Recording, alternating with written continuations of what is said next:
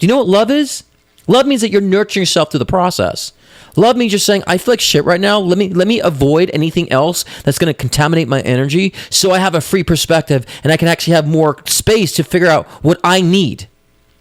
Not what that one needs, not what that one says, not what this one is relying on me for. It's about saying what I need. That's self-love. And understanding where you're shortchanging yourself and where you're not showing up for yourself. That's self-love. Doesn't mean you're looking at yourself in the mirror, giving yourself a manicure and getting a new hairdo and new clothes and I love myself. That's not self-love. That's superficial. That's surface love.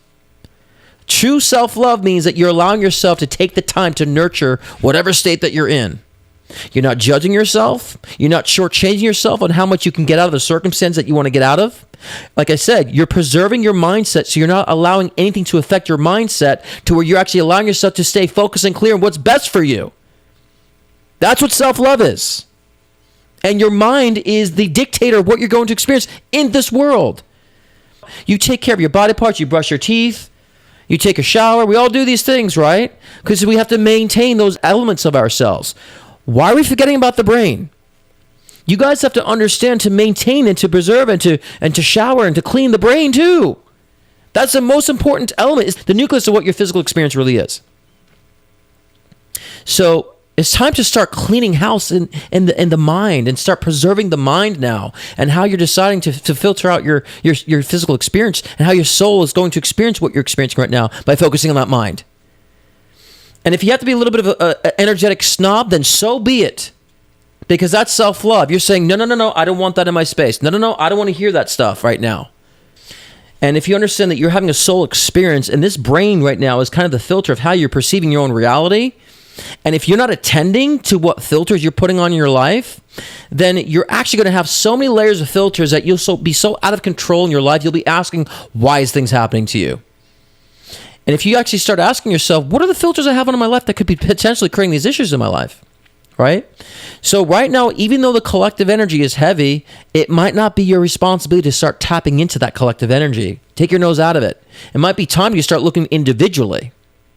And stop blaming a politician. Stop blaming a president. Stop blaming a party or this party. Stop blaming the news. Stop blaming the media. Stop blaming all these other things of why things are disarray. Instead of looking at the choices that you're making that's filtering your soul that makes your life appear like it's in disarray. Everything that's going on in this world is happening for a grand reason. The disconnection, the chaos, the separation, the divisive energy. That's a result of human behavior. And it's a result of how we've learned and a massive result of how we're not learning. So this needs to happen. So I look at it as very necessary times. So if you're constantly talking about what these other people are doing, ask yourself this, what are you doing? What are you doing? And so we have to focus on expanding our own personal lives to make a difference. By arguing about things or complaining about things and contaminating your brain with things that are so in disarray to what you see life should be, you're never going to get there, nor are you contributing anything positive or empowering to society. But when you focus on the individual life and you start behaving in a way where your life is indicative or reflective of the way you see the change should be in the world, you influence others to do the same thing, and you actually bring change in the world. We can't blame the presidents. We can't blame the governments. We can't blame anything. It's up to you to live the life and to experience life and to participate in life the way you see fit. So now it's time to ask yourself, what are you feeding into this brain of yours? What are you putting in? How are you filtering your life? Which filters do you have on it? For me, I like to be filterless. I always say I don't like to be bound by belief structure because belief structures always change. And the more you grow, they have to change. So also ask yourself, what beliefs are driving your show?